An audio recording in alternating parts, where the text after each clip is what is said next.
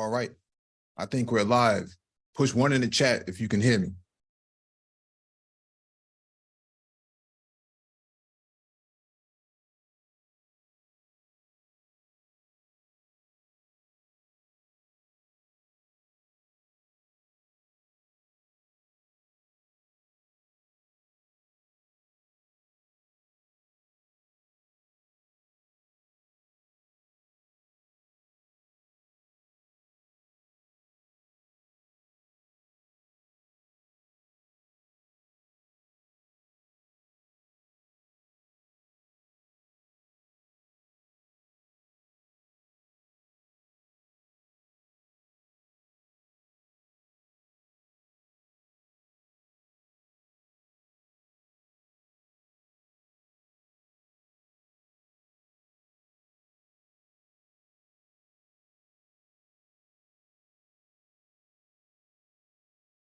Oh, you know what? I don't think people can. 1 second. Let's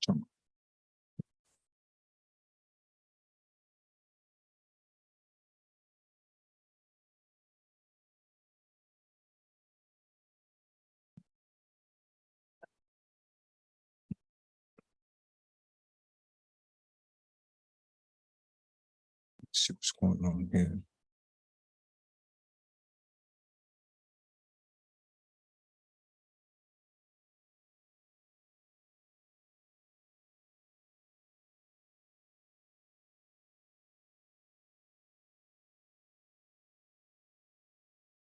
If anyone in the chat can hear me, just push 1.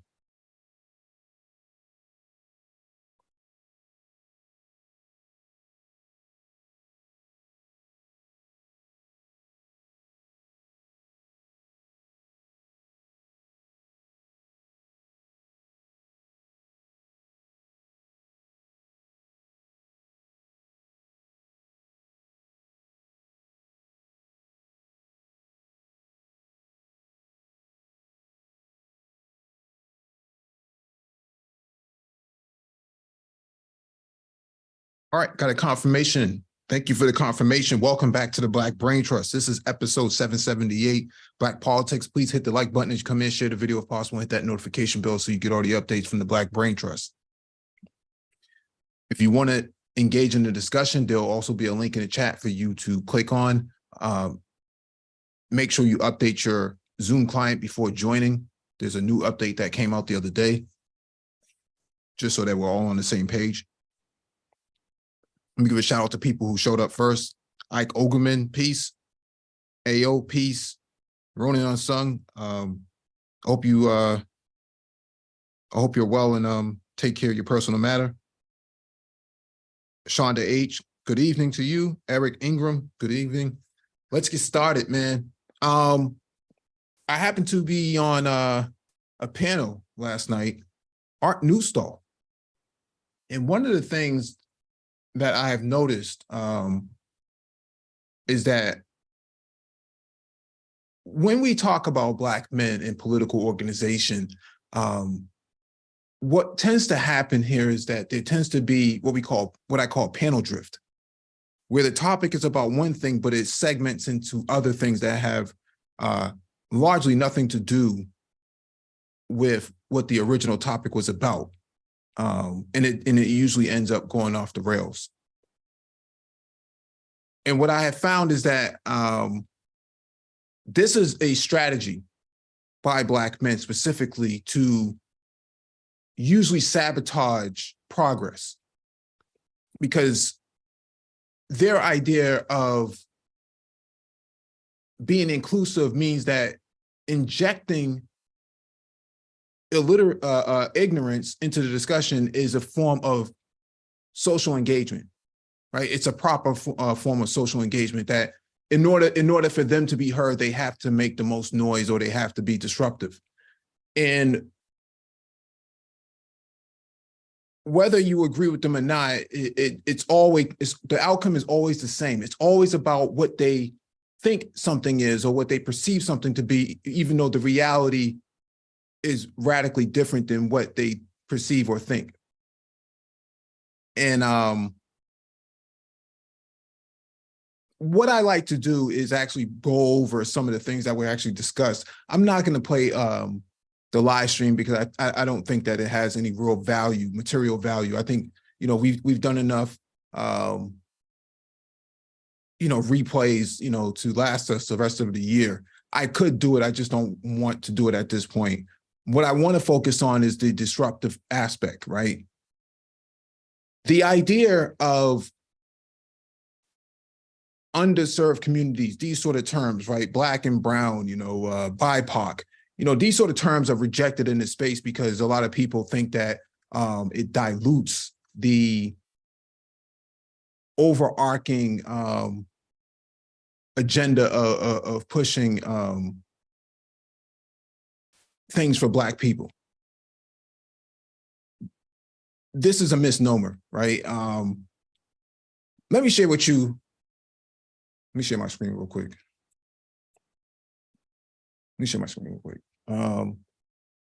So what was said last night, the discussion was about infrastructure, right? I brought the topic up about infrastructure. How do you gain infrastructure? Social infrastructure, libraries, civil infrastructure, roads and bridges, and other sidewalks and things like that that need, those are that's what we call civil infrastructure. Digital infrastructure, broadband, Wi-Fi, wireless, right? Modern technology. A lot of Black people are in digital poverty. They don't even know it. And so these are victories that can be made from a bipartisan standpoint if you actually organize for it. And the pushback here is that, well, LGBTQIA plus are underserved communities. You know, women are underserved, can be considered underserved communities. Latino can be considered underserved communities. And so I wanted to share my screen real quick because, you know, this sort of trope seems to go around the manosphere with people who claim to actually think they know what, you know, political organization and political processes, how they work. They think they know what it is, but they don't. So let me share my screen real quick. This is from the White House, okay? February 27th. Fact sheet, okay? Straight from the White House. This is not me saying this. This says, the Biden-Harris administration advances equity and opportunity for Black Americans and communities across the country, okay? Over the past 2 years, President Biden has worked to advance racial equity and ensure the promise of America for Black Americans in all communities across the country, from increasing access to home ownership and rooting our discrimination in the housing market to promoting entrepreneurship, from reducing child poverty to historic lows to expanding access to quality, affordable healthcare, from advancing voting rights and police accountability to ensuring equal access to a good education. The Biden-Harris administration is ensuring that all African-American families and communities can live with dignity, safety, and respect, and enjoy true equal opportunity. The equal opportunity for Black families and communities by signing into law the historic American Rescue Plan, bipartisan infrastructure law, and Inflation Reduction Act, the IRA, and implementing robust regulatory reform. President Biden has led the most equitable economic recovery on record, creating more than 12 million jobs since coming to office and helping create new economic opportunities for African Americans, including Black-owned businesses, and made long overdue investments in Black communities. The president's economic agenda has led to historically low unemployment, including among Black Americans. The Biden-Harris administration's vital policies and programs include lowering energy costs and creating economic opportunities through the Inflation Reduction Act. By signing the Inflation Reduction Act, President Biden is delivering on his promises to build an economy that works for working families, including Black families. President Biden and the congressional Democrats successfully fought to pass this historic legislation to help all Americans, including African Americans who have been at the front line of climate change, by lowering costs advancing environmental justice while building a cleaner future, and growing the economy from the bottom up and in the middle out by creating good paying union jobs across the country. We talked about unions last night, okay? The IRA will also lower the deficit and ask the ultra wealthy corporations to pay their fair share. No one earning over under $400,000 per year will pay a penny more in taxes. It's also the most aggressive action we have taken to confront the climate crisis. Okay. Making home efficiency upgrades more affordable. Households can save up to 30% with tax credits for efficient heating and cooling equipment that will save them hundreds of dollars on utility bills. Households can also save up to 30% with tax credits for home construction projects on windows, doors, installation, or other weatherization measures that prevent energy from escaping homes. I just actually spoke with somebody last week who took advantage of this down in here in Boston. Okay, they just took advantage of this. Got their whole entire house, brand new house they just bought. Well, it's not brand new, but it's a first time homeowner. She got all of this taken care of through this act. When families need to replace or upgrade stoves, ovens, or other home appliances, they can receive direct rebates when buying more home energy efficient and electric appliances that can lower future utility bills by at least $350 per year. Families in affordable housing units will benefit from resources to support projects that boost efficiency and improve indoor air quality, make clean energy or electrification upgrades, or strengthen their climate resilience. Okay.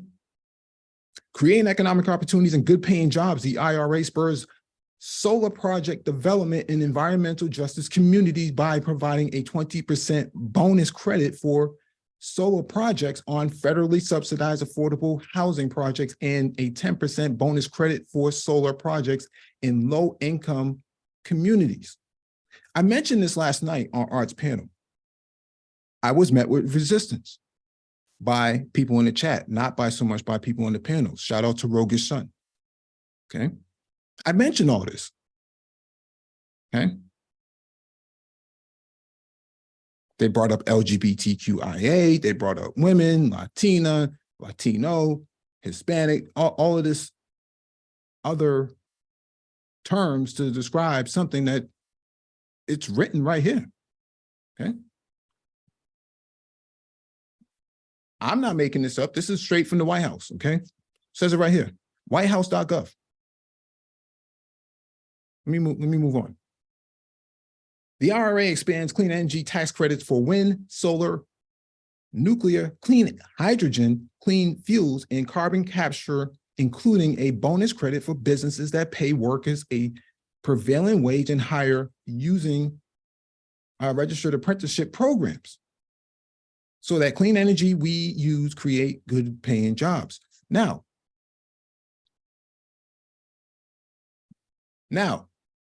I brought this up last night. Black men would be the biggest beneficiaries of this if they organized to get to the opportunities.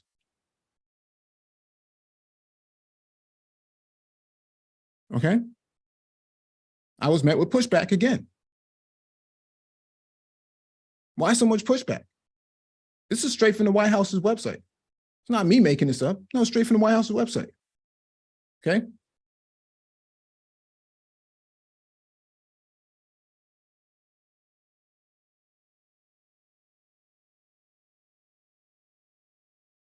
While prioritizing over 50% of its investments in disadvantaged communities, the IRA expands clean energy tax credits for wind, solar, nuclear, clean hydrogen, and clean fuels, and carbon capture, including bonus credit for businesses that pay workers a prevailing wage and higher using registered apprenticeship programs.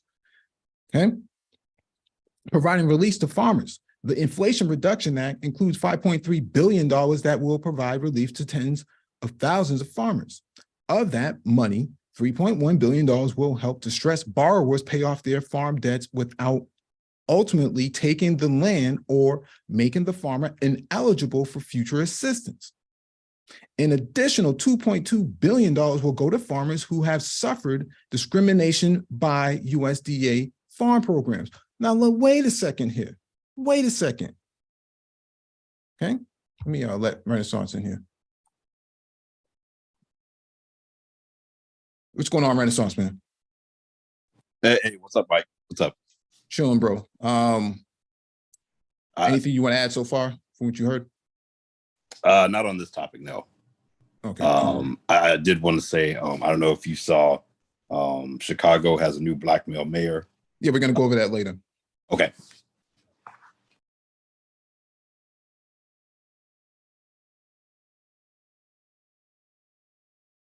All right, let me share my screen again.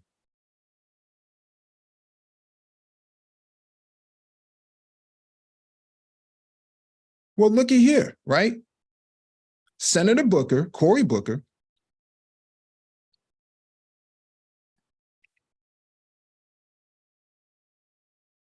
make sure everybody can see my screen.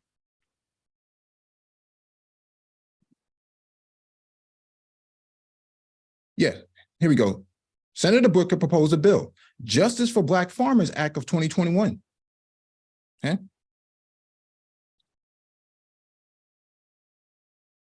To address the history of discrimination against Black farmers and ranchers, to require reforms within the Department of Agriculture to prevent future discrimination and for other purposes.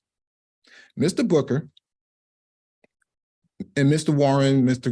Gillibrand, Mrs. Gillibrand, Mr. Warnock, and Mr. Lee introduced the following bill, which was read twice and referred to the Committee on Agriculture, Nutrition, and Forestry. To address the history of discrimination against Black farmers and ranchers, to require reforms within the Department of Agriculture to prevent future discrimination and for other purposes. Okay.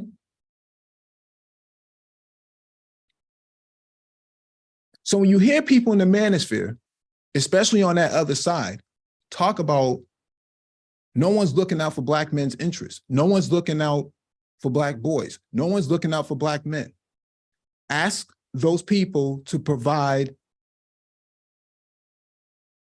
any sort of reference or cite a source that we can all look at so we can examine the evidence for what it is in front of everybody, like I'm doing right now. Okay.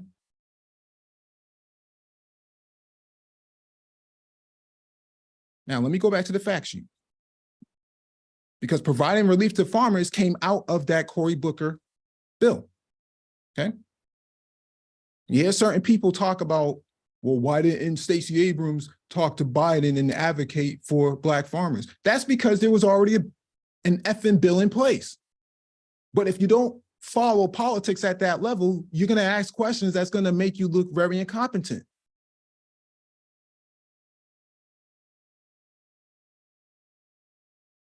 Okay, let me finish reading this real quick.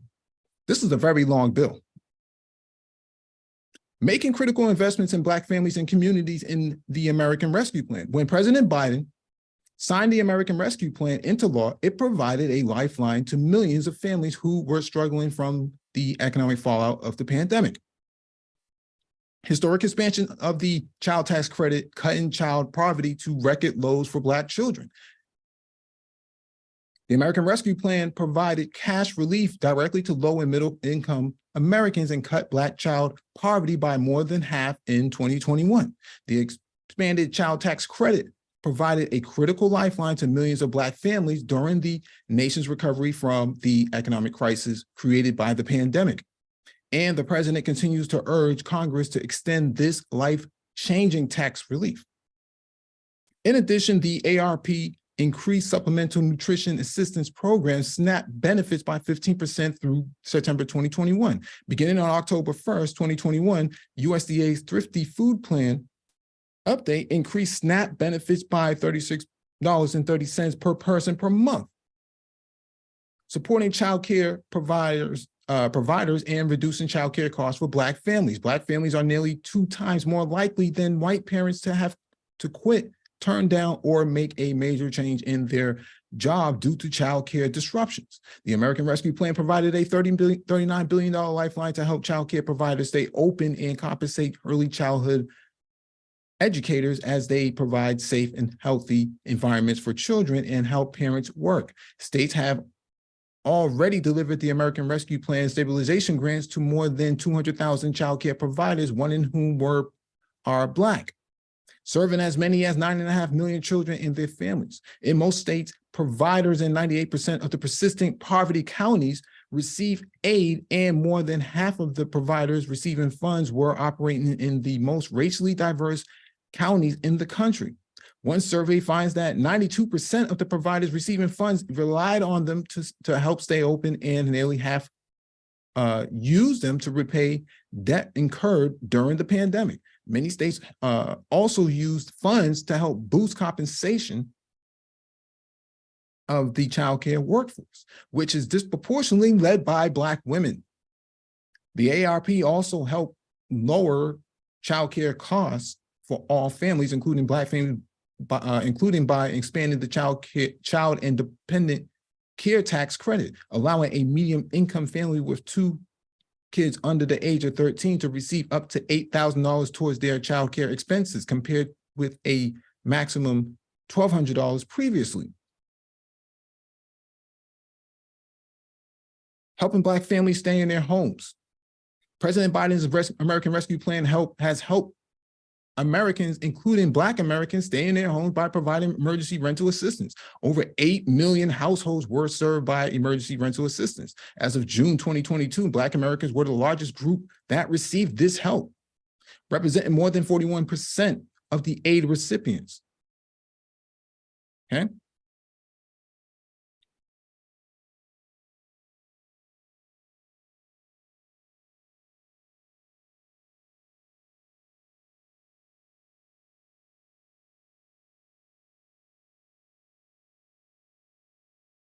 This will be the last one I read. I'm not going to go through all of this. Actually, you know what I'll do? I'll let me bring up the recent bill.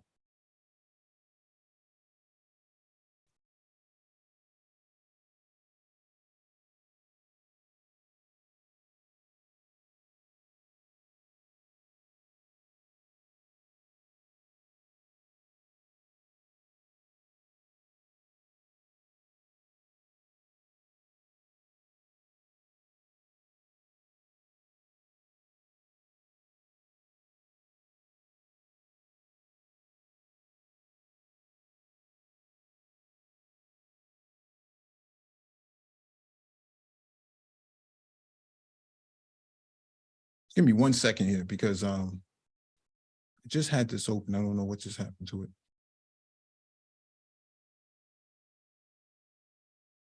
You know what? Let me do it this way.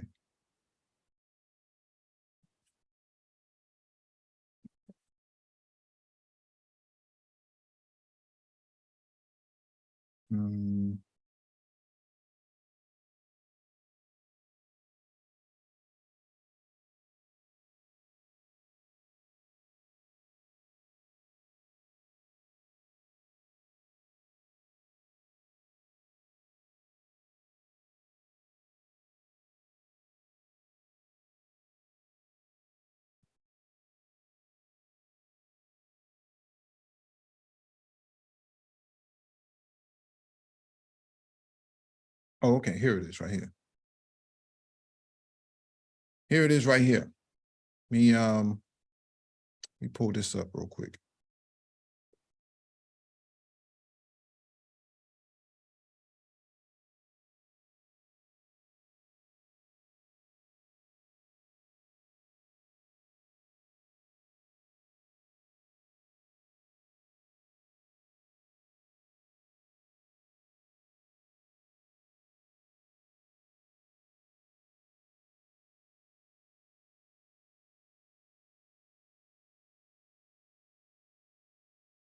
All right, let me share my screen real quick.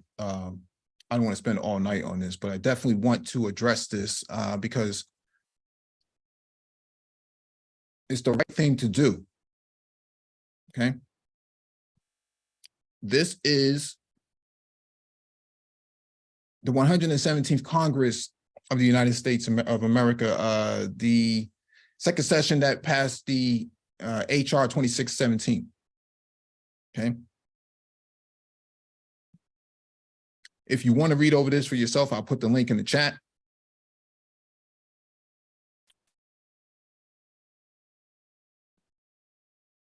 This will explain to you all the appropriations that were galvanized during that session of Congress.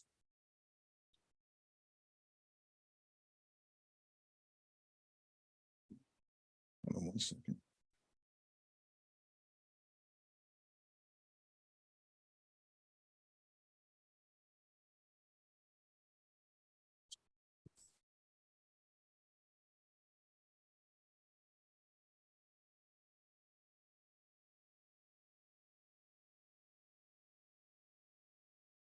Actually, let me drop the link in the chat. Because I know T. Riddler is out there. I know you're out there, bro. I know you're out there.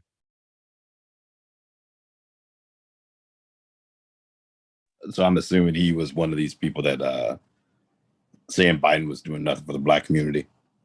Well, the conversation was like this, right? Infrastructure is a major portion of any community. And the infrastructure bill that was proposed in during was it 2021? A lot of those appropriations, like I was just reading, actually would have would benefit Black people and Black men the most, right? These clean energy jobs, electric vehicles, electric charging stations. Those are pieces of infrastructure development. So, taking the old pipes out of the ground in places like Flint, Jackson, replacing that as well. Yeah, lead pipes is civil infrastructure, right? Broadband is digital infrastructure, Wi-Fi, 5G, all of these sort of different sort of components that make up varying forms of infrastructure benefit Black people the most. And it even says it in the documentation, right? But the pushback here is that, well, underserved communities could potentially be LGBTQIA plus. I'm sorry, but the data doesn't support that, right? The data doesn't support this idea that there's this, alphabet rainbow community that's running around saying, oh, we don't have renewable energy. Please give us renewable energy. I don't see that, right? The data doesn't say that. Well, I was gonna say too, when you start talking about communities, I guess you could say every major city probably has an area of town that's like that. But those areas, at least from what I've seen, where I've lived, they don't tend to have infrastructure issues. Those, truth be told, those areas, from what I've seen, tend to be the areas that tend to move in. They get gentrified pretty quickly. Things get cleaned up. Lots of investment happens. So, I'm not too aware of, I guess you would say underserved or struggling, LGBT community, like I am like a Black community. I mean, I'm sure they're there, but they're not, you go to places like, in Atlanta or DC or things like that, a lot of those areas are pretty nice areas. Yeah. Because the thing here is, the pushback here is that, well, it doesn't necessarily mean that bill benefited Black people, but it says it right here. It's right from the White House. It's right from the White House with statistics and analysis to support their claim. How are you going to argue against that? And so, and I'm not saying that T. Riddler said this, but the typical manosphere pushback is, both parties are two wings of the same bird. Okay, if that's the case, then why do you only have a problem with the Democrats? Why do you have a problem with the left? How come your grievance isn't being taken up with the Republicans or the right wing? Or how come you didn't see Democrats storming the Capitol on January 6th and both parties are the same? Like, yeah, when people say this stuff, I'm like, it's funny to me how like you have more division. America's more divided than ever, but then the parties are the same. I'm like, okay, what are people divided over then? Like, if both parties are the same, then people should be able to agree that, either agree that they are the same on what they want, or they're the same on what they don't want, and you should be able to get consensus. Like, and you can't even get that right now. So it's like I said, it's wild for people to make that comment at this time, because it absolves them from actually having to take a position, right, or take a side, like MOT says. And what that does is it allows them to just, kind of waddle their way around social spaces without having to actually take a position to actually hold, being held accountable to anything. And so when you talk about Black men not organizing, some of these guys have been to Afghanistan, they have been to, Iraq, they've been in the military, but they don't see the necessity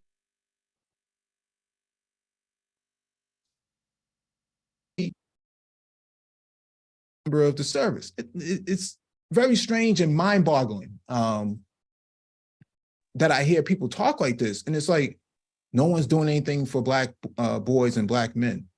But we've been spending the last 3 months debunking this whole entire talking point. And every time we debunk it, they have nothing else to come with other than their two wings of the same bird. But you niggas like Popeyes. I don't get it, man. Oh man. I don't get it, man. Because the thing, go ahead, please. No, go ahead, man. Go ahead, Mike. Go ahead. That's why. Go ahead. No, I was just gonna say with no, it's Renaissance turn. No, I was just gonna say what you have displayed on the screen, Mike. I've also been told, this is interesting, this turn of events, because I was also told that the Democratic Party, by another YouTuber, was controlled by Black women, and that Black men basically had no representation of it. This is the second Black man I've seen, in the past roughly 2 years, kind of really come out of nowhere, and steal the mayor seat, not steal, win. I don't want give it cast any doubt, because that seems to be elections seem to be contentious nowadays. But come out of nowhere and as a dark horse and win a mayoral seat. This is the second time this happened with Eric Adams in New York, and now we have Brandon Johnson here in Chicago. So two of the 10 largest cities in America. You have a Black male who was relatively unknown, who comes out and takes the victory. That's a good point, because Michael Tubbs out of Stockton, California, was the youngest mayor at one point, youngest Black mayor to be elected at one point. And then you go down to Arkansas. I forget the name of that town in Arkansas, but you have an 18-year-old Black male just the last few months was elected mayor, youngest Black mayor in America, 18 years old. Yeah, there's another one, a lady I was doing a program with. Her nephew actually became the youngest mayor of Virginia Beach. I believe he's about 34. I think his name's Philip Jones. But yeah, okay. Another candidate that won. He won, I think, within the last year or so pretty recently as well. Yeah. So all this talk and this bickering and this, belly aching about no Black male representation. I remember when Gary Chambers was running for Senate, and a lot of guys in the space didn't even support his campaign. I specifically brought him up on Art Newstall's panel, and people laughed at him, for what he did to that school board member. But the same people who were talking about, you got to go down to the school board, man, and that's where you cut your teeth. Now that this brother's at the school board, they don't even want to support him, right? And so you're seeing this pump faking, and traveling, moving of the pivot by Black men who are not really serious about progress. Their whole perspective has been No, the Black manosphere is a threat to the Democratic establishment. Really? Well, what I'm looking at on screen is Brandon Johnson, elected Chicago mayor. How do you explain that? Where was the Black manosphere in supporting this brother? Why didn't the Black manosphere go out and support Marcus Flowers when he was running against Marjorie Taylor Greene, a known insurrectionist? Okay. Where was the Black manosphere when Gary Chambers was running? Where was the Black manosphere when Booker was running in Kentucky? Where was the Black manosphere when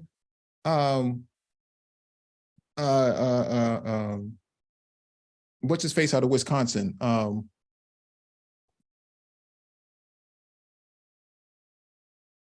did I just have a brain lapse just now? Oh, Mandela Barnes. Yeah, Mandela Barnes. Where was the Black manosphere for that?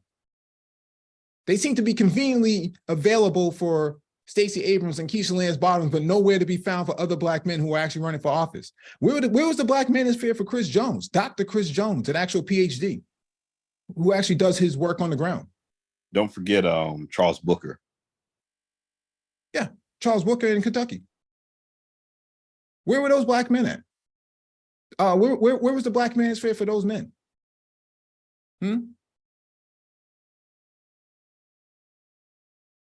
You could even throw in this was several years ago, I believe maybe 2018, but Mike Espy in Mississippi for senator. Yeah, absolutely. Nowhere to be found. Man, you just got to bring people up to speed. But in reality, bro, that's not really what you were interested in, because based on that conversation that was being had on Art Newstall's panel, the objective was to come in and be disruptive. We weren't talking about BLM. We weren't talking about, the alphabet community. We were talking about something very specific. How do you organize Black men so that they have access to equitable opportunities at the table? Okay. Everybody else is organizing except for Black men in this space. In this space, the AKAs came out for Kamala Harris. Okay. Deltas came out for Ketanji Brown Jackson. What are Black men doing in this space? Well, I can certainly say, for Warnock, I think I showed you pictures and stuff, Mike, when I was when we were hosting a fundraiser for Warnock up here in Westchester County, and he was here, so we had a chance to meet the senator and all that. And I can tell you that this right now, illustrious Alpha Phi Alpha was involved deeply in that campaign and played a huge role in getting him elected. So the brothers came out, and our money was heavy. Not only were our feet were on the ground, but the money was flowing. So, and that's not to say other groups of Black men were not involved, because they certainly were. But certainly, in the fraternal structure and even with the Masons and a lot of the groups that were kind of involved did get involved on the ground politically. We did see that. As far as the Black manosphere is concerned, the Black manosphere is not a political entity. It has no power. It influences nothing. There's nobody on the ground. They raise no money. They don't put any candidates up. They raise no cash. They have no troops on the ground working, hitting doors and phones. These guys are not involved in any of this kind of thing. So, they talk, but we know what it is to be involved. So we have Black men organizing, but these Black men in this space here are more culture warriors. Some guys are just kind of way out there on some other kind of, I don't know what they're on. And they're not involved in the body politic, and they're certainly not involved in the process. So these people coming out here saying, we're influencing this and we're influencing that. No, you're not. No, you're not. You're influencing nothing. No one even knows who you are.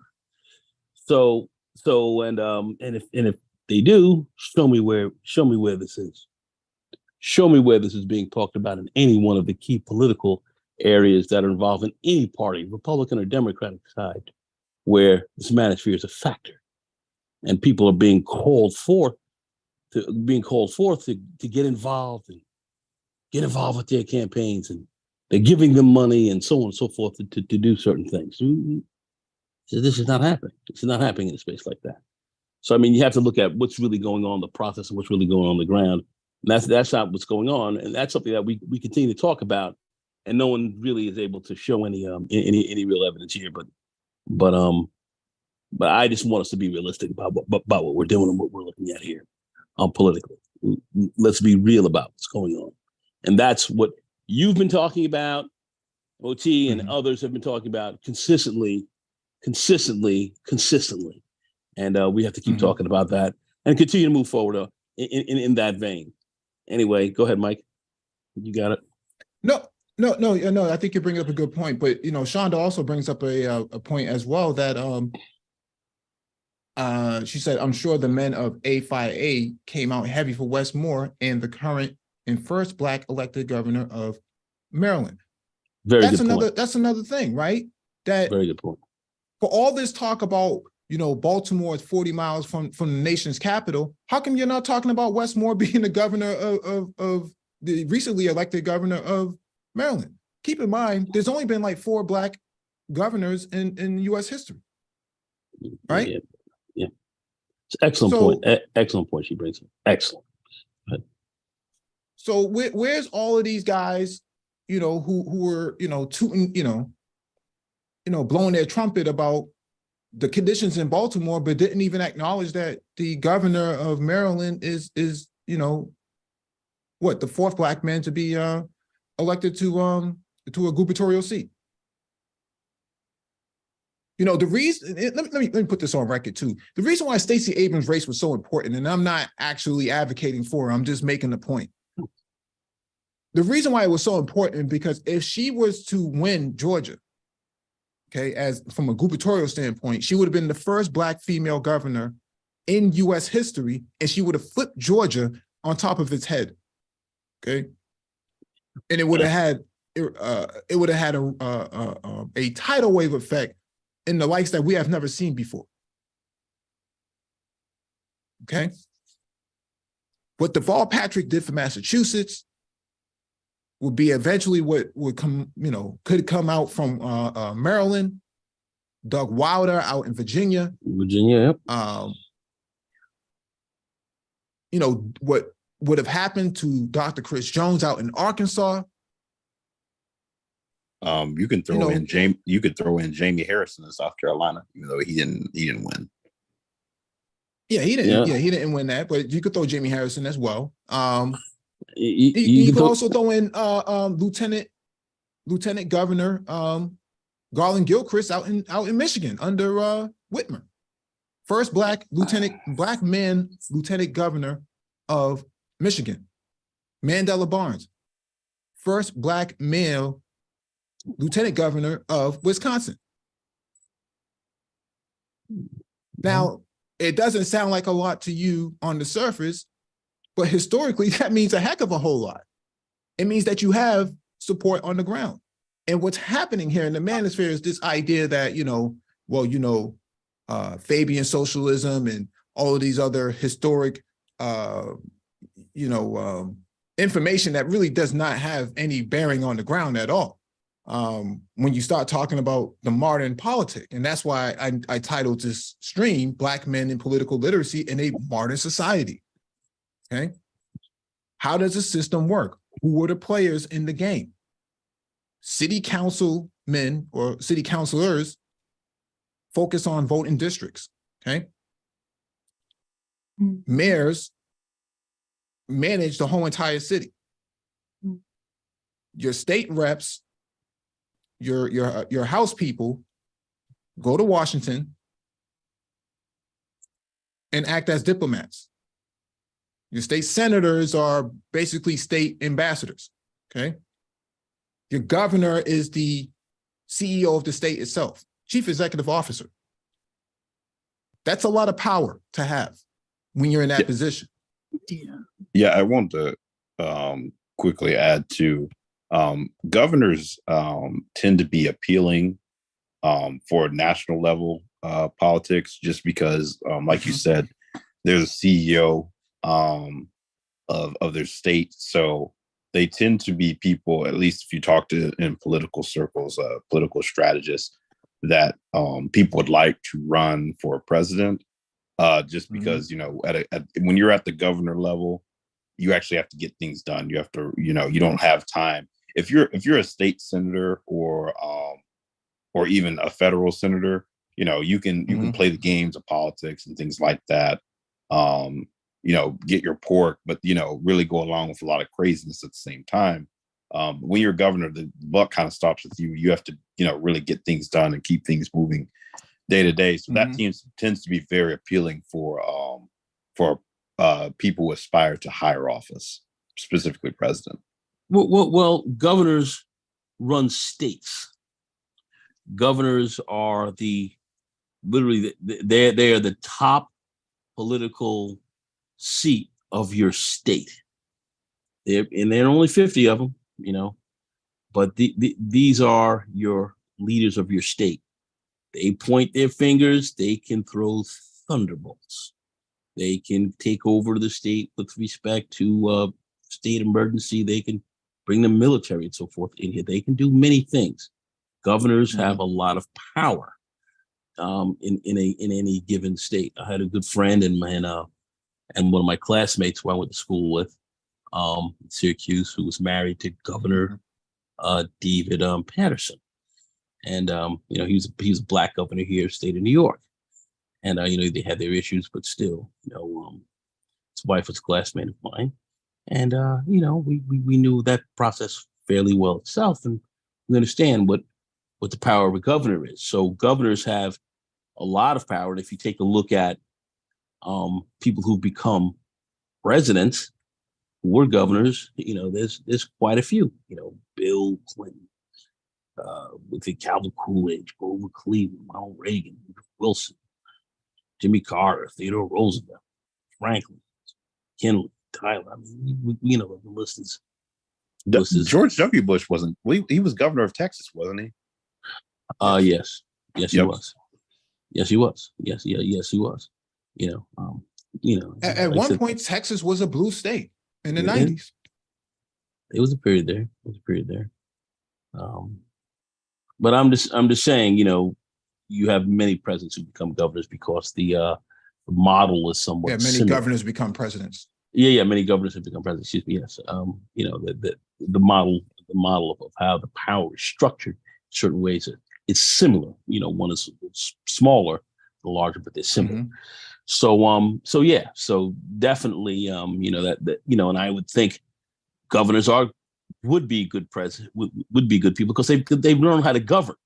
You know, we've seen a president who came in who had no experience in office. You see what that brings you. You see what that looks like. So, you know, you want people who can come into that office who have some experience at governing, and then that takes a lot of you know, it takes a lot of knowledge and skills that you have to learn.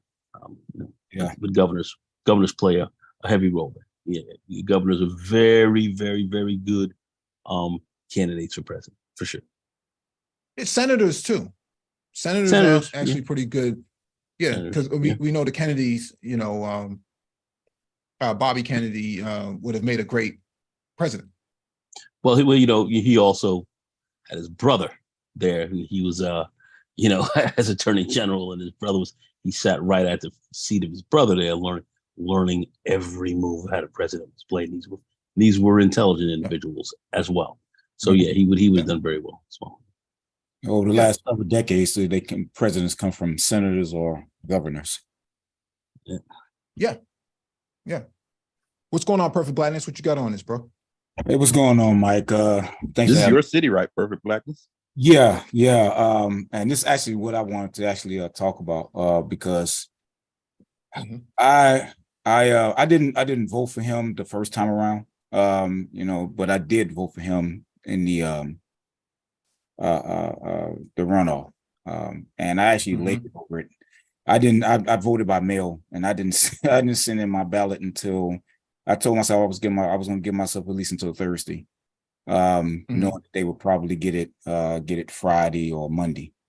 But I voted. I went ahead and voted for Brandon Johnson. I don't think Paul Vallis would have been I rested on what was going to be best for the Black community. And when it comes to I have some differences with Johnson. We'll have some other philosophical differences with him. But he is going to give a better representation to the south and west side of Chicago. And I think it's going to be a lot of pushback on the gentrification, or at least he's going to it's going to be more of an inclusion within the Black community. Now, how that looks, I don't know yet, because reading his platform, I really can't tell exactly how he's going to do it. But he does have a tax proposal, I know, that I think people are really, going to probably be controversial. And I will add quick and let you continue. Perfect Blackness. He does have working class roots. Yes. Yeah. He does. And again, that's I rested on what was best for the Black community. And Vallis, he's going to be a North Sider representative. That's what he's going to, that's what he would have been. And no matter where you sit in Chicago, you don't want that. At least not the Black voters. Black voters don't want that. They want a return of and I don't know if he would if he would be be another Mel Washington. I don't know if he's going to be that, because he was powerful. It just depends. I don't know, but like I said, I did labor over this because of some other issues. Can you elaborate? Well, on other issues that you sort of clash with them on? I don't like his stance because he's heavy with CPS, and he has this support for LGBT positions and stuff like that. And I fear, this is me, that I fear, or guys like myself fear, that he would prioritize that over the Black community in general. And now I don't know what his stance is going to be in terms of these bathrooms and all that type of stuff, but based upon things that he said, he's probably going to be in favor of that. So people like myself, I've already committed myself to get more involved in terms of the parent teachers type thing, and to try to make myself make our voices known, because we don't like that. And there's some other stuff too, but that's a major one. I just want to ask a question, Perfect Blackness. I see what you're saying there, but it seemed as though, as we were talking before with the exit polls, and you were saying, hey, people were the media was saying, no, we were kind of going with the exit polls of what the exit polls were reading. And that was how people were being polled once they left the voting booths and said what were the key issues that they were voting on. It was crime. And it seemed like that was a big issue. I was 100% correct about that. We're correct about that again. And it seems like, brother Brandon Johnson, it seemed as though that was that seemed to play a big role. I think that might be more preeminent than bathrooms and all that, because that doesn't really affect Black men at a real critical level at all. Well, in terms of the crime, a lot of the things that he said before about defunding the police and all that type of stuff. Trust me when I tell you, if that was if that was the crux of the matter, Paul Vallis would have won, because crime and cracking down on crime and hiring more police and all of that was one of his central themes, but he didn't get elected. So you may say that the that the exit polls, they were saying, well, the crime. That's what they said. That's what the exit polls. That was the case. That's what the exit. Brandon Johnson. That was exit. That's what the exit polls read. That's what came out of the exit poll. I'm not saying that this is what we were saying. This is what it was polled. That was written on. That's what was polled. That's fine. I understand that. I don't dispute it. What I'm saying is that was really if that really was what was going on, Brandon Johnson wouldn't have been elected. Well, Perfect Black, as I think you hit on something too. You said CPS, because that is one thing I did know about both candidates is Brandon Johnson was very much big on investing and really pushing to invest and try to reinvigorate the Chicago public schools. While I believe Vallis, I know he pretty much wanted to he was already involved in education, because I know he was the CEO of CPS before. Yeah, and they were saying that he implemented a lot of like zero tolerance policies and like just a lot of like almost like culturally tone deaf type of policies, coupled with his history of like what he did with the public school system in New Orleans. He basically turned it into all charter, which really didn't do much for the city. He wanted to turn a lot of the schools here into charters. Brandon Johnson is against that. He's basically not for the charters. And quite frankly, I'm not really for charters either. Well, I also want to bring up about this bathroom thing. This is being decided before the Supreme Court right now. And it's more than likely that the Supreme Court is going to rule in the favor of these bathrooms.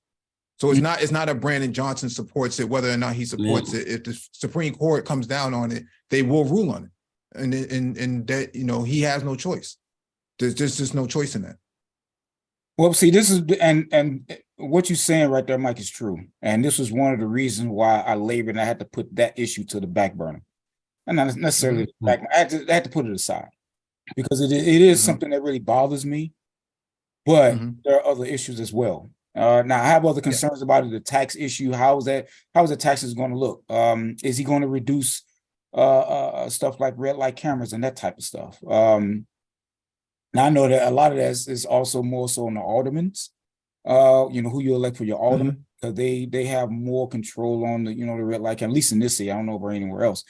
But those are issues that are at least for me low. That's why I put a lot of energy in more of my local elections than the federal, because they directly affect me. I mean, directly affect me. I vote him, and I don't really see it as the lesser of two evils, because they're both Democrats, but just one is more conservative and one is other. Wait, Paul. But it just seems he's more conservative. Hold on a second. But he's more conservative. Yeah, he's more of a moderate center left. But the thing here is Chicago has a $2 billion surplus. Chicago has a $2 billion surplus right now. That's untouched. Yep. Yeah. Exactly right. I know Brandon Johnson talked about, being able to use these funds to actually create more programs that's going to help Black males, stay out of the streets and stop getting involved in all this foolishness. Now, other programs across the country have proven that their programs have worked. Midnight basketball. Midnight basketball, tech programs. I know there was some talk about motorcycle technician mechanic programs for these guys that like to ride dirt bikes and stuff like that, getting them certified and sending them to school and stuff like that. There's other programs out there that have been proven to work. And with that slush fund, there's a lot of flexibility he can have with that. And, a lot of things can change in the next year or so.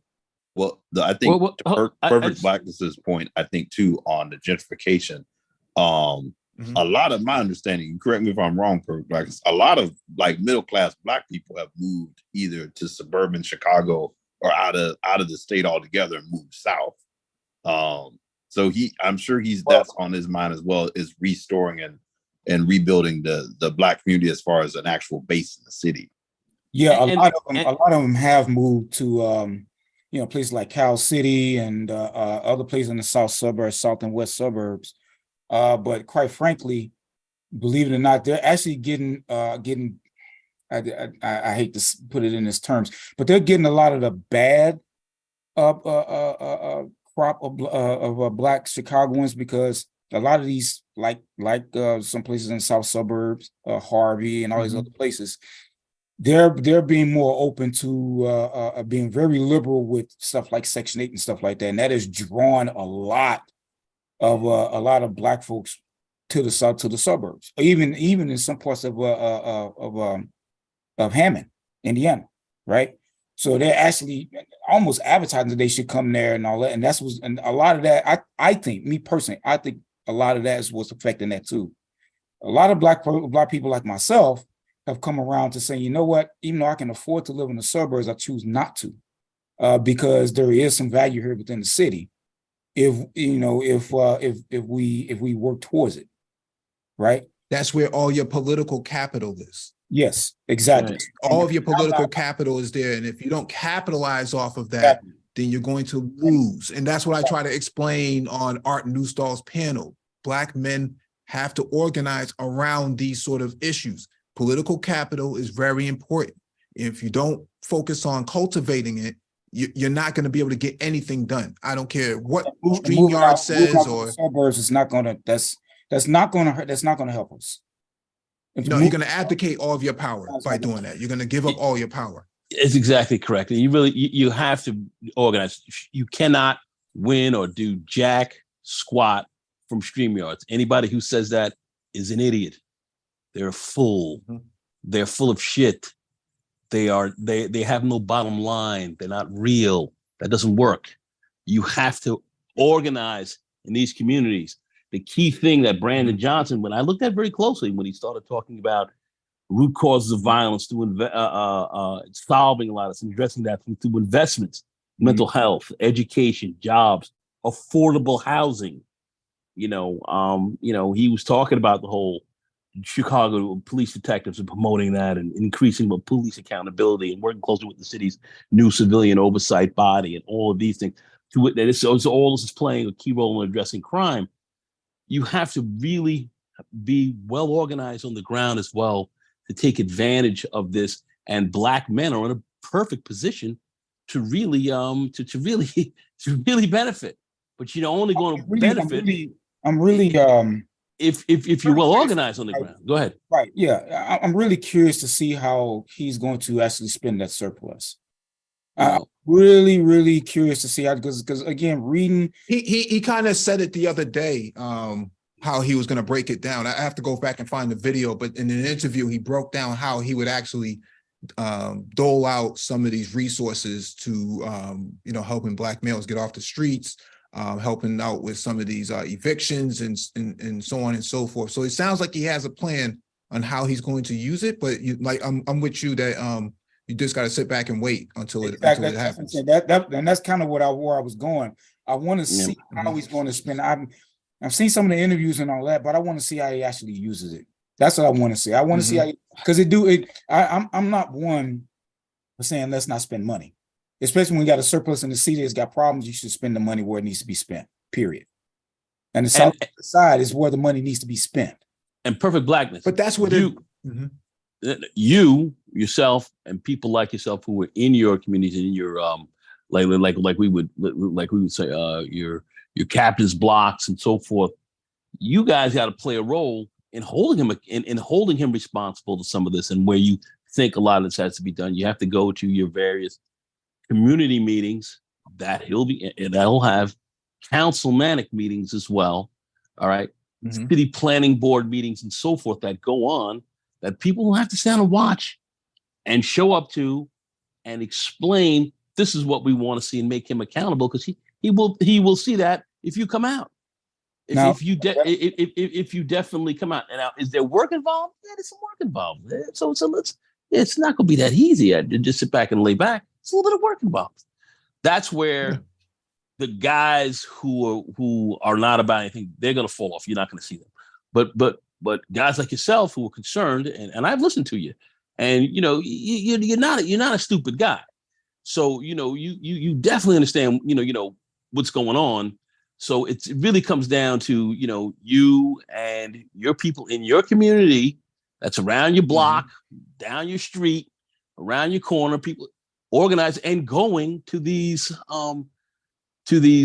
meetings and expressing exactly what you feel. And you should have your block organizations and so forth doing this stuff, just going in, doing this routinely.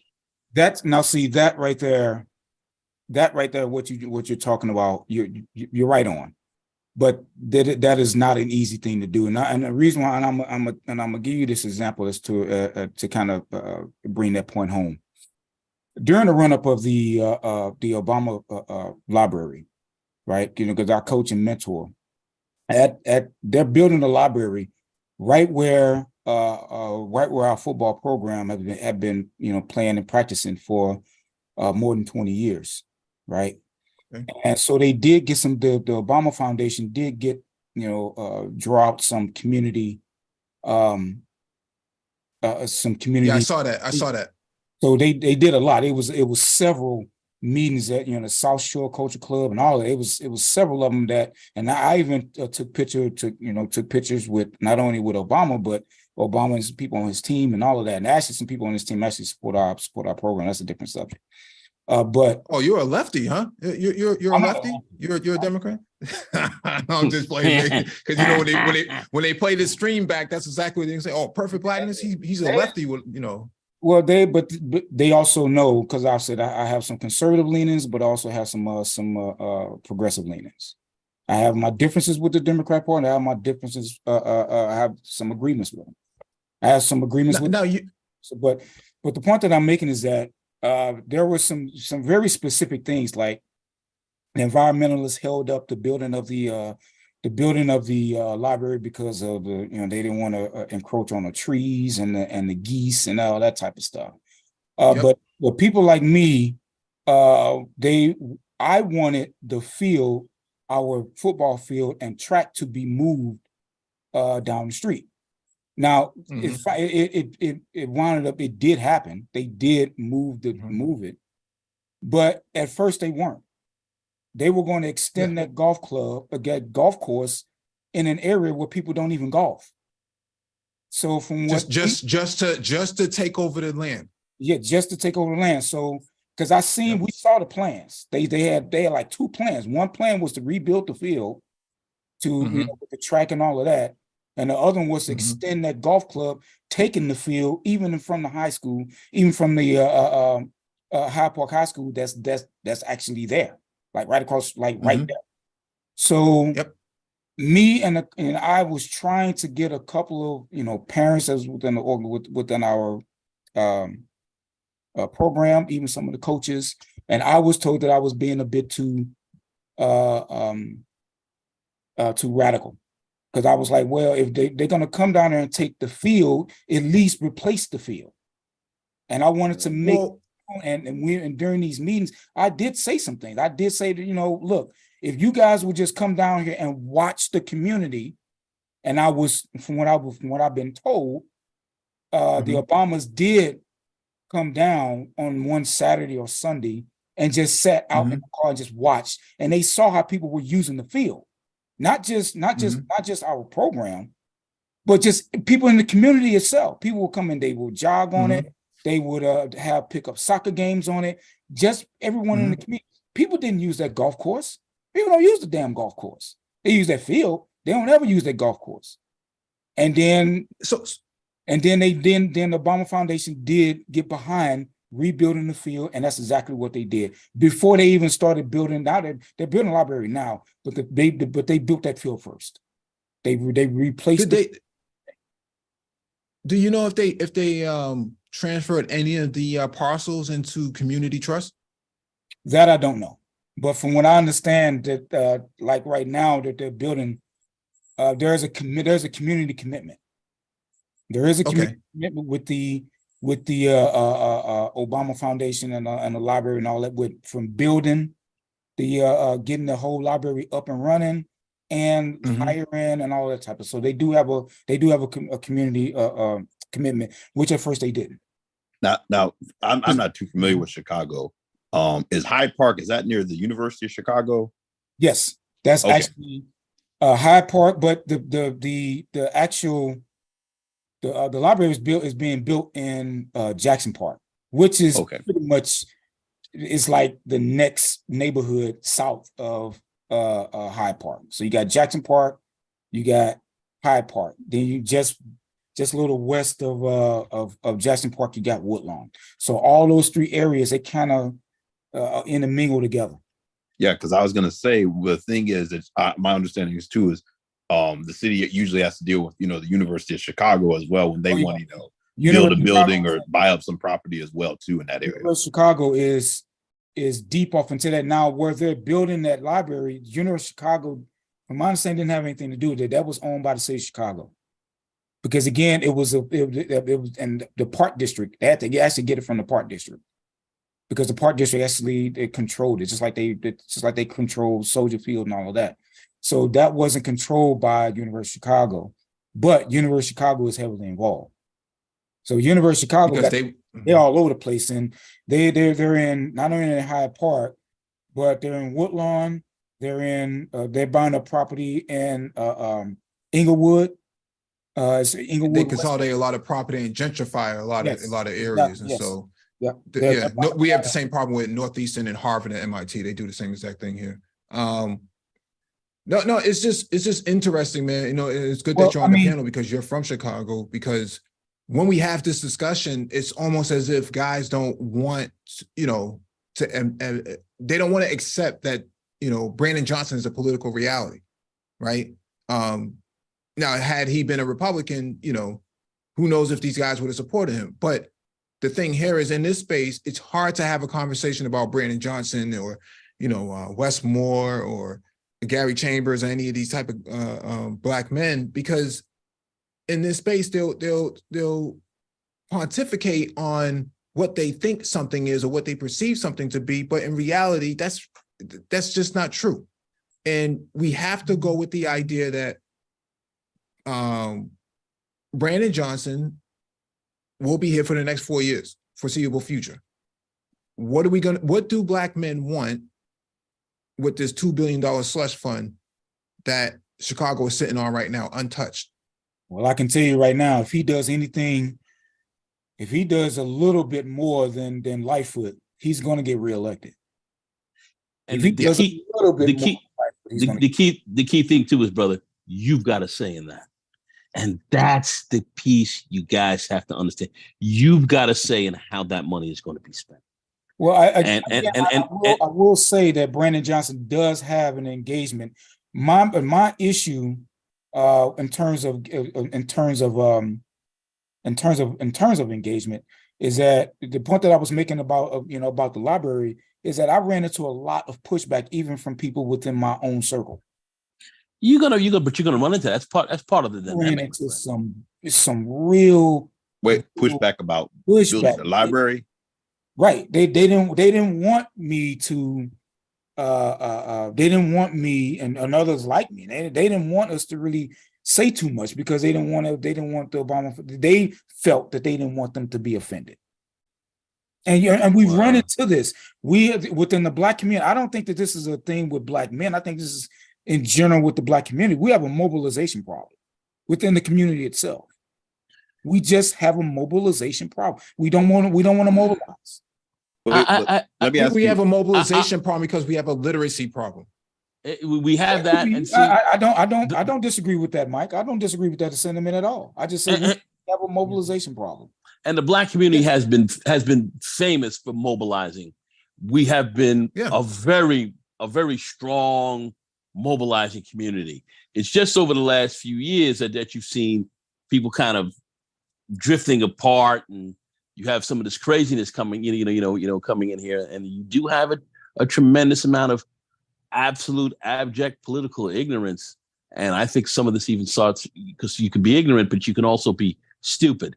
And you have some people who are coming up who are politically ignorant, and then you have those who are coming in who I think have some mental issues. I don't know what more I can really say. I don't want to get into that deeply, but you have some who are coming in who are very stupid, and they have not really moved. They're not moving things, but you just have to move some of these people out, and then you have to have those who are very serious about that. Parents, people, what you say, one thing I had to say in Harlem, while where my office was, folks were always well mobilized in your block associations with men and women, a lot of older folks. Yeah. You had young people involved.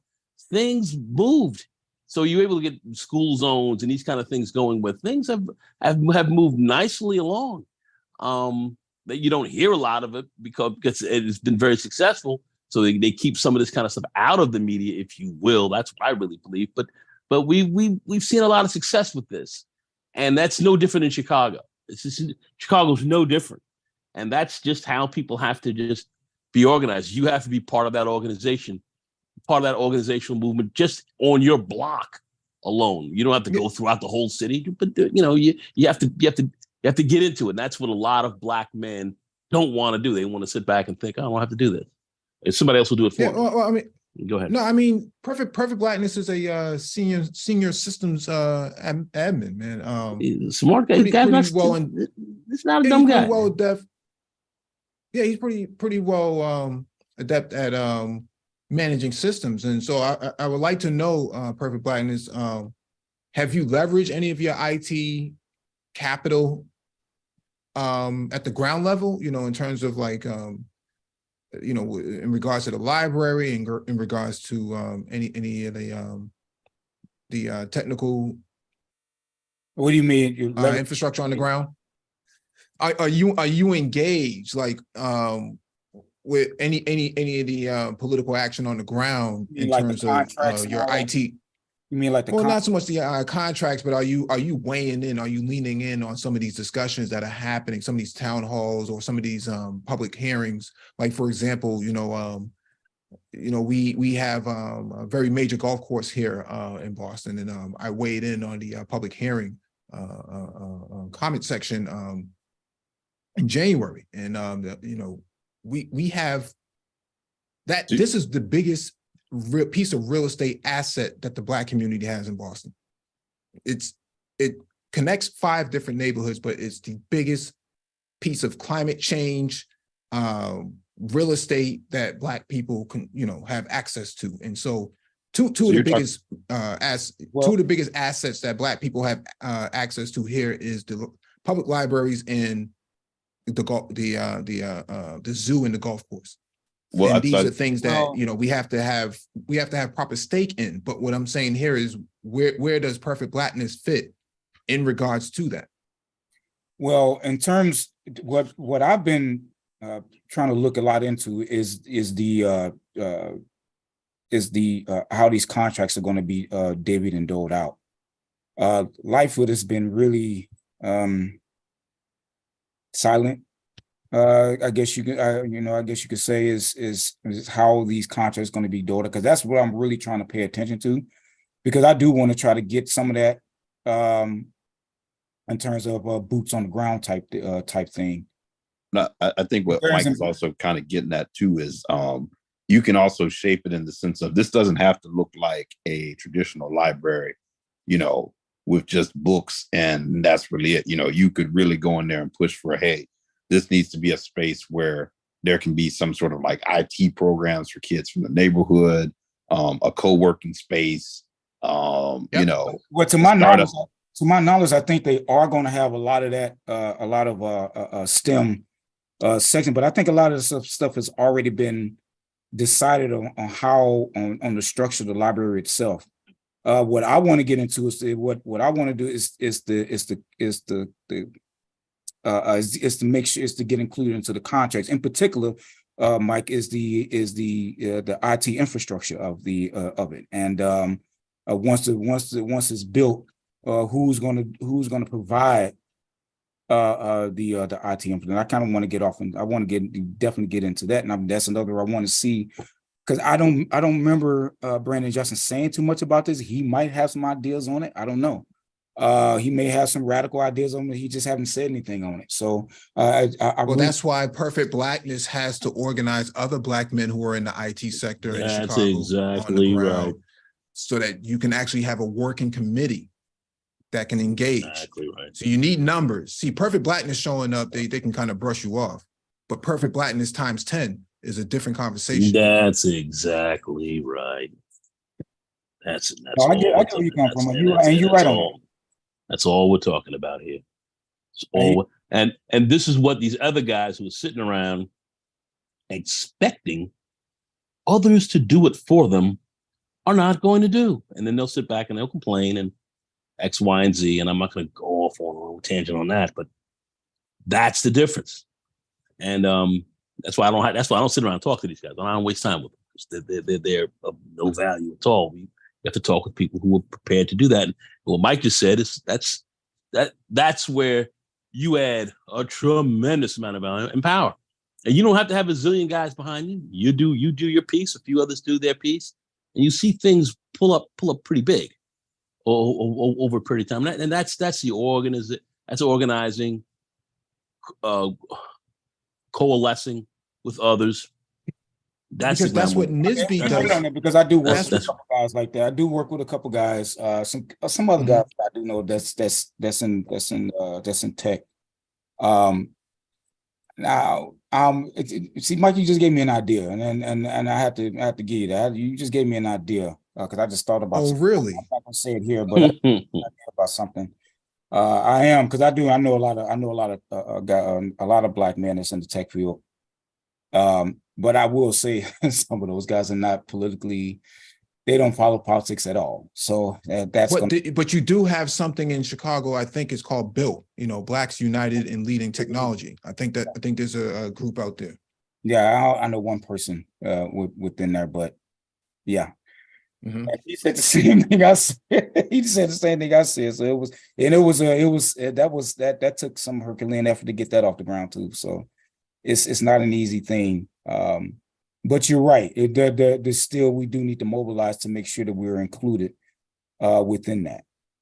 We have to. Because you're the most knowledgeable of all of this, right? In regards to Black people, you're the most knowledgeable of the tech aspect. Okay, so how do we as Black men in the tech field engage the political process without having any sort of political affiliation, right? Mm-hmm. We're nonpartisan going into this. We're concerned about the emerging technological development that's happening. Chicago's a financial capital and an academic powerhouse too. With all the University of Northwestern and whatnot, whatever have you out there, right? And so Chicago's big, yeah. And so in the pockets where Black people live, is the city allocating enough resources so that we have the ability to cultivate more innovation, right? I know there's an innovation hub in Chicago's Department of Technology. I think it's like DOT or whatever they call it out there. There's things happening under the mayor, but does that translate on the ground to Black people, right? Not up on the life. And how does it translate? Not up on the life. I mean, the department is there. I don't know. I just don't know what it's called out there. I know here it's called Department of Innovation, but I know out there they have something very similar. Every major city has one. It's just how does that translate on the ground to Black people? Because what we're talking about here, what I'm talking about here is Black people are suffering from digital poverty. Okay. Comcast, RCN, name your provider. I know you're paying nose bleeding prices, $300 for 10 meg of internet connection. That's incredible to be paying those type of prices, nose bleeding prices. Then you start talking about libraries that have underperforming computers and other forms of digital infrastructure that's just lacking, and then you start talking about digital literacy. Yeah, they can do a trap song or drill music or they get on TikTok, but ask them to write up their resume or a cover letter or type up a proper email. They can't even do that. And so digital poverty is what's really an area that Perfect Blackness and his guys can actually get in and actually advocate for and then have proximity to the political process. Yeah, you're right. So you're not taking anybody's side, but you're actually finding a niche area to actually get involved in.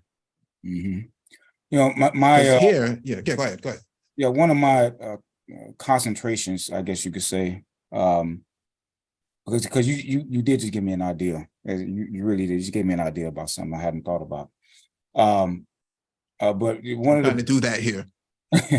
one of the biggest things, I'm a real proponent of getting Black males into the STEM field.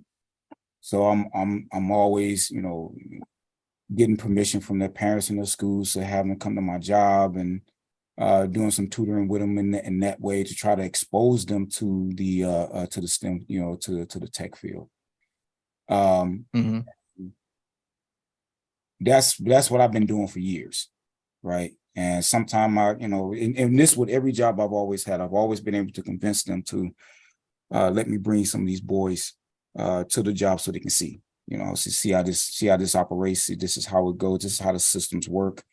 You know, this is this database here. This is SQL. This is Active Directory. That type of stuff, right? So they can get them, just to get them curious. And so long as you get them curious, they start asking more and more questions. Then you got them. So that's kind of where I've been concentrating in. But you did give me an idea about, you know, something that you said did give me an idea about. I'm going to definitely explore some of those things. Of course, the mobilization, but you gave me an idea on something else. So I got to be going in a few minutes here. So, you know, I was going to quickly add to one thing you can look at, anybody who's in the corporate space is, at least I know with my job when I was living back in Atlanta, the corporate affairs team, you know, they'll basically do all the nonprofits, all the things that they'll try to support throughout the year. Yeah. They had one that brought in an organization that was founded by a former baseball player, who basically, you know, his whole thing was Black boys specifically.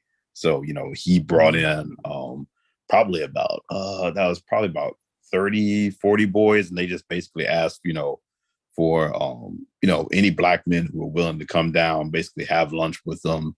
You know, they took a tour of the facility, you know, answer any questions that they had, talk a little bit about our job with them, things like that. So kind of like what you were saying, Perfect Blackness, of just getting them curious and let them know that those things were out there. And truth be told, these weren't even young.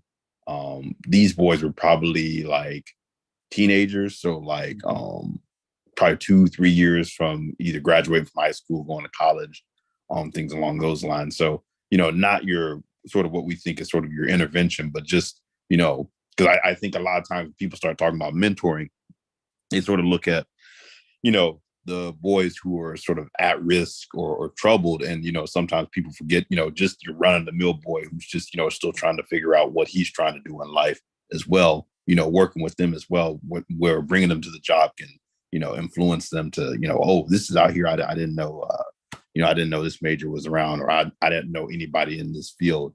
So now you can be, you know, that person who they feel like they can reach out to with questions. Mm-hmm.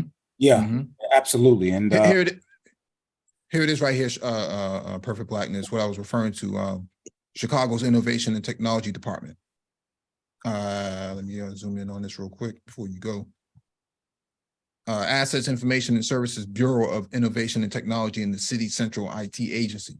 So they do have something. You know, very similar. You know, and this was because I actually tried to contact them, and I got rebuffed by them. But this was during Lightfoot's administration. I got rebuffed by them. I actually did get rebuffed by them, and so I don't have a good. I think this here is more so for show and not and is not actuality, because I actually tried to engage. The only thing I'd say if you tried to engage with them is, if you're going to have a change in administration, try again. Exactly. You know, that's why I said I want to see how Brandon Johnson deals with this, because I am going to reach out. I am going to engage this again, because I did this. I did this several months ago, and I was like, okay, I'm not going to mess around with Lightfoot, because her administration is just not really for the Black community. It's not really for she sees the South and West sides as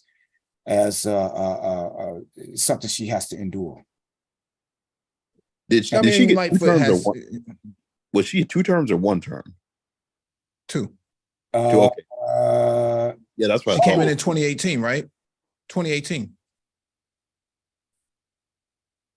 Trying to think. Yeah. Because I didn't vote for her. I couldn't vote for her. Because she doesn't she see got the community as she doesn't see the Black community as part of her community. She just don't. she got into too much infighting Most too of them. She got into too much infighting too early, man. She just she got in and then got city into council. big. She came right in offending the city council. Well, the other thing too, got into big infighting too early. It just hampered her.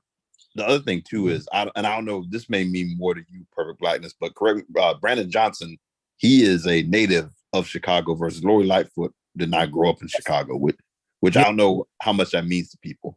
No, he is. He actually had to pay some tickets. But in all honesty, you can't live in this city and drive a car and not have tickets. You can't. That's a fact. You cannot. That's like New York City. Owe some ticket. You can't. They make it possible for you not to have some money that you owe to the city relating to your car. So because that's how they make their money. Yes, he tried to put it out there to be against him, but that actually didn't do anything because, like, hell, everybody owed tickets, and he just paid because because that's how the city makes their money.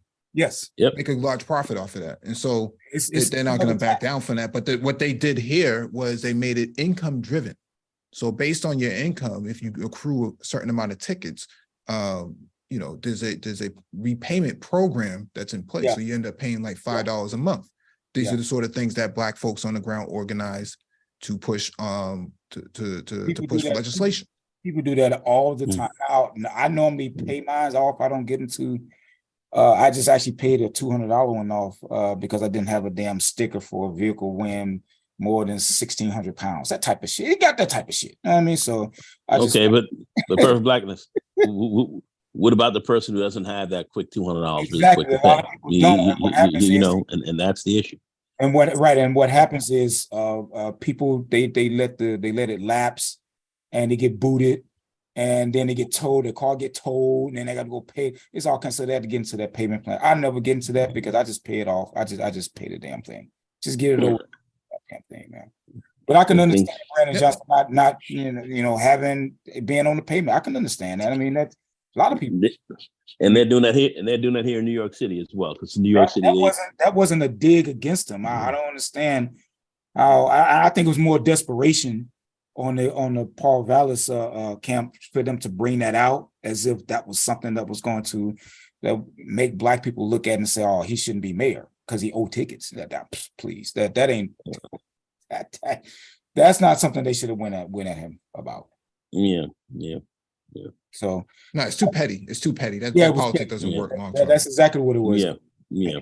I don't know nobody. And I'm serious. I don't know nobody in the city of Chicago that drives any vehicle that don't get a ticket. They make it impossible. You cannot drive in the city and avoid tickets. It's impossible. Right. They got red light cameras. They got these people who walk around. They're not even law enforcement. All they do is walk around and write tickets. That's what they do. Oh, that's your parking enforcement. Right. That's what it is. And here's last. Parking enforcement. That's all they do.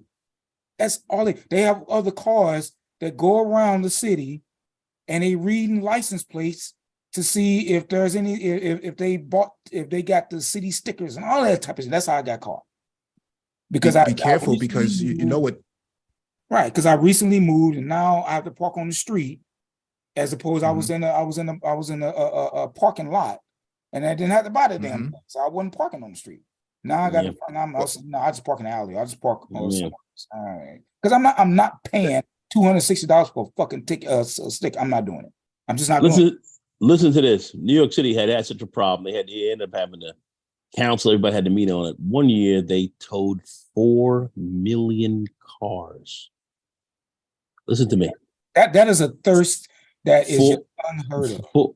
4 million cars. That is a thirst that you just how do you tow from I mean, the city literally got fat off of towing cars, and then the council and everybody said, hold it 1 second.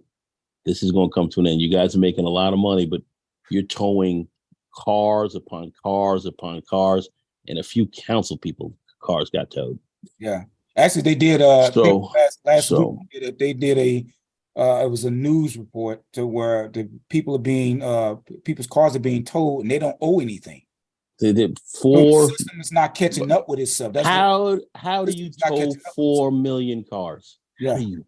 But I mean, part of that too is kind of it's not, I'm not saying it's a good thing. Part of it is too, they're trying to discourage cars in the city. And I think that's only going to get more aggressive as you see, you know, climate change and the regulations that come from that of, you know, trying to discourage people. Because I know, like, even here in Maryland, like when they're approving new apartment complexes, they're purposefully building fewer parking spots than actual like residents in the building, just to like encourage people to have, you know, less cars, trying to build near metros and things like that. They're trying to build a new multi-purpose here with like a Wegmans and all of that, right, you know, right near the metro with fewer spots, with hopes of, you know, people using public transit. You're absolutely right on that, because that's also a thing here, is that they want to encourage people to use the public transportation more. But what's happening, they're starting to get more violence on the public transportation now because more people are starting to take it. So they're starting to hire more cops on there, because they just extended the red line here in Chicago. You know, that's a major subway here. So and they're talking about extending a lot more. Because they do want, because I don't know about any other place, but Chicago has a very, very good public transportation. You can get anywhere within the city at any time of the day. So you really don't even need a car. Unless you want it. But you can, anywhere you want it to go, you can get on public transit. And I think they are encouraging more of that. So but what you just mentioned, that's going to be a thing because, you know, they talked about crime here. Yes. That's going to be a thing. Like if there's like, you know, a big incident on public transit, you know, his response to that's going to be a real test for him in general. Just especially as you kind of, you know, move into the summer months, people are out about more, just more opportunities for confrontation. That's going to be a thin area for him to walk, because thin line, just because, you know, you're gonna have people in the city, businesses that are going to be very much trying to put the pressure on him to very much take a tough on crime stance. That's a big draw for people, for the reverse migration that's happening, because that's happening here a lot in Chicago as well. You got a lot of people that are moving back, that are moving out from the suburbs back to the city, specifically for one of the biggest reasons, where they don't have to drive to work and public transportation is excellent. You know, you don't even have to drive your car all week. You know, you can just because I'm kind of hybrid right now. So I'm in the office, but I'm at home a lot as well. So, but when I take public trans, so I drive our car to the Green Line, and that's it. I don't drive downtown. I take it to the Green Line. I take the train to my job, then come back and get off. You'd be crazy to drive down there. What are you going to do? Pay $150 for parking a day? No way in the world. Crazy. Not driving downtown. Crazy. No way. Crazy. Driving downtown, because I don't want that stress. When I come from when I get off work, I don't want that stress. That's driving home from work is stressful. That's I'm in the city, and you know, I got a nice car and all that. I could drive, and you know, I leave my car parked in my driveway. I actually, way I have my situation set up is that I am driven back and forth to work. There is no way when I have to go into the city, and there's no way I'm driving in there. Yeah, I did it one day, drove in, came back. My blood pressure was up 20 points higher. Yeah, so there's no way I can do this. Yeah, it is no chance. Coming out from Midtown 46th Street, Midtown Manhattan, driving back and then coming out and then go up the West Side Highway. Oh my God! I'm coming from the North Loop in Chicago, and then there's no way in the world. There's no way in the world I'm driving from there. None. No. And I take advantage of a perk. A perk for my job is that they pay for they pay for our transportation. So Yeah. that was key with my job. That was when these guys want to bring me on as they want to bring me. I said, listen, you're gonna have to pay part of my part of my compensation. You gotta pay for me to pick me up and drive me home. That's the deal. I get they pay for a monthly CTA pass for me. Yeah. Oh, and if I chose to do Uber or something like that, they would have paid for that too. They take care of my whole bill. I have a guy driving. Nah, there's no way I'm driving. Yeah. So that's a big part. Yeah. See these cities, Boston, you too, Mike, and all. Oh my God, it's just. Yeah, I'm not. I want to give Perfect Blackness closing thoughts. Yeah, I got to get out. I got to get out of here. But thanks for having me up, man. But again, like I said, I labored, with this Brandon Johnson vote. I did labor with it. But I went ahead and voted for him because he is the best candidate for the Black community. Now I got my differences with him, but you got to vote for one or the other because they're both going to be affecting your how you live. So I don't necessarily consider this the lesser of two evils. This vote I don't consider less because he has some things that I like, but a lot of stuff I don't like. Oh my God! But Paul Vallis would have been bad for the Black community. It would have been bad. He was going to put gentrification on steroids. Yeah, they call him. What do they call him? The Republican in disguise. He's really a Republican. He's really calling him that. That's what they were saying. So he's really a Republican, and he would have been disastrous for the Black community. So. I rather vote for Johnson and just have to get more politically involved locally to let the voices be known about where we stand. Then that way, at least I know we got a mayor that's going to have some type of a South and West Side Black community involvement and contact. So. Let me get back to the family, man. So, because my wife, she's texting me, saying she having no. All right, man.